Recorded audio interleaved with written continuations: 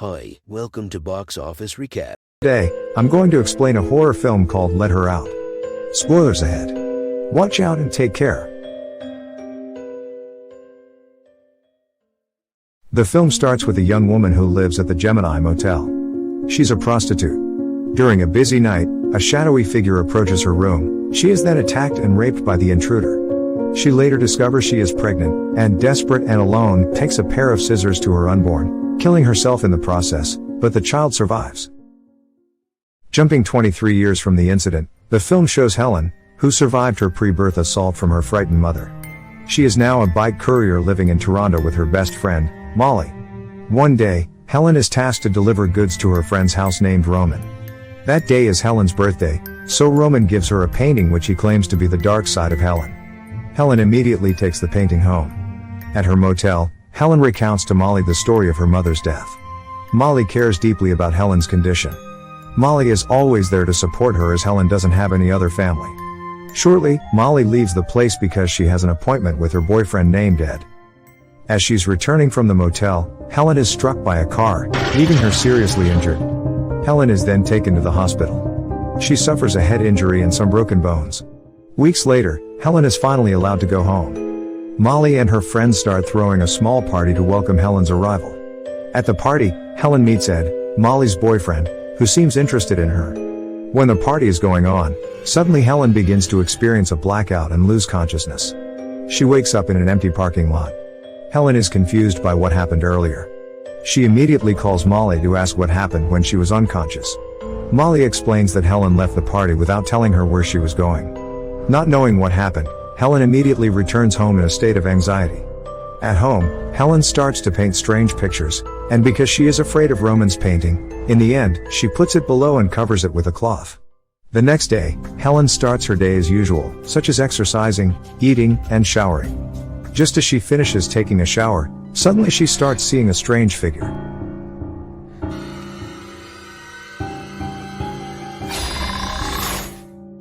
Then, she experiences another blackout and wakes up in front of her friends with an injured foot.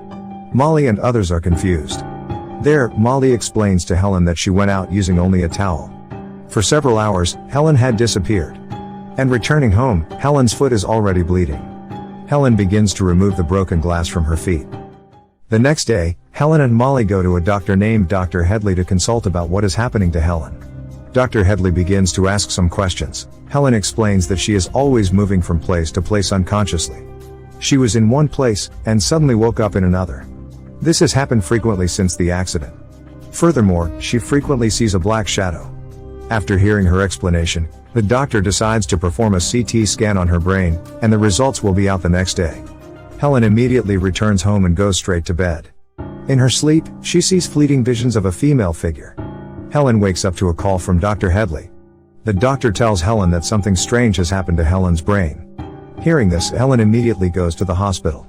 There, the doctor explains that they discover a rare type of tumor in her brain. It turns out that another person has lived in her brain all this time. Helen's mother, who earlier stabbed herself in an attempt to end her pregnancy, it turns out, was carrying twins. One of the fetuses was indeed killed in utero, but was subsequently absorbed into the skull of the survivor, Helen. The car accident Helen suffered earlier somehow activated this long-dormant twin who is now growing at a rapid rate and is responsible for Helen's loss of memory and erratic behavior. She now suffers from a syndrome called vanishing twin syndrome, an actual disorder that occurs when a twin disappears in the uterus during pregnancy as a result of a miscarriage of a twin. The twin is then absorbed into the body of the surviving fetus. This results in Helen having two different personas, Helen and her twin sister. Then, the doctor requires her to undergo surgery to remove her twin from her brain. However, she needs to wait 3 days until the surgery. Later at home, she sees the creepy painting given by Roman. The painting suddenly appears on the wall. She thinks that Molly was the one putting it back, but it wasn't. She finally decides to return the painting to Roman. Arriving at Roman's house, Helen sees no sign of Roman. She only sees a footage on a laptop, which turns out to be Helen, who was torturing Roman very sadistically. The footage shows Roman begging for mercy. However, unconsciously, Helen killed Roman. Helen cannot remember any of those. After walking around Roman's house, she also sees broken glass, and she remembers the day she came home with an injured foot. Helen is now convinced that inside her, there are two personas. Sometimes, Helen is in control of her body, but sometimes her twin is in control. Helen now realizes she is at war with her own body and mind. She rushes back home, and begins to tie her hands and feet to restrain her from going anywhere. The next day, Helen begins to go out for a walk at night because she is bored at home. However, she has hallucinations and decides to go to a nearby toilet. She starts to remove her arm cast and opens the surgical scars on her hands. She is shocked to see another human finger in her hand.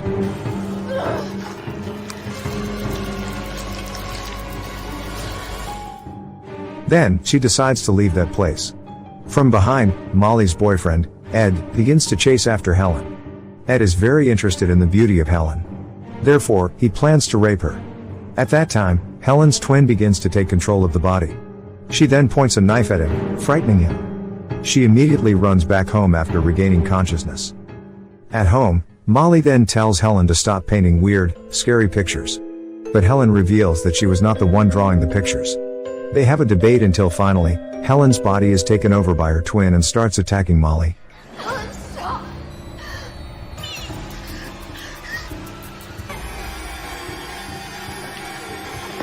When she regains control, she realizes she could have hurt Molly. Eventually, Helen tells Molly to stay away from her. However, Molly refuses, so Helen decides to go away from that place and stay away from Molly. On the way, Helen meets Ed. Ed wants to have revenge because Helen had pointed a knife at him before. Helen begins to explain that she was sick and that she wasn't the one doing all that. Ed doesn't listen to Helen, and he plans to rape Helen. At the same time, her twin sister starts to take control of Helen's body and kills Ed instantly.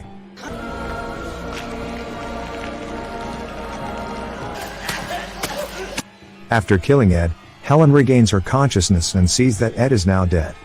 Realizing how dangerous she has become, Helen plans to commit suicide at the Gemini Motel, where her mother had committed suicide years ago. Elsewhere, Molly begins to look back at her photos with Helen. She observes a significant difference in her before and after pictures. She notices a shift in her personality as well. She finally concludes that within Helen's body, there are two different people. And the one who attacked her was not Helen. Molly immediately calls Helen to find out where she is. Helen says goodbye, revealing that she is going to commit suicide at the Gemini Motel. Hearing this, Molly immediately uses her bike and goes straight to the motel. When Helen has just arrived at the motel and about to commit suicide, her twin begins to take control of her body. Molly then arrives at the hotel. However, it is too late. Her twin has completely controlled Helen's body. She immediately attacks Molly.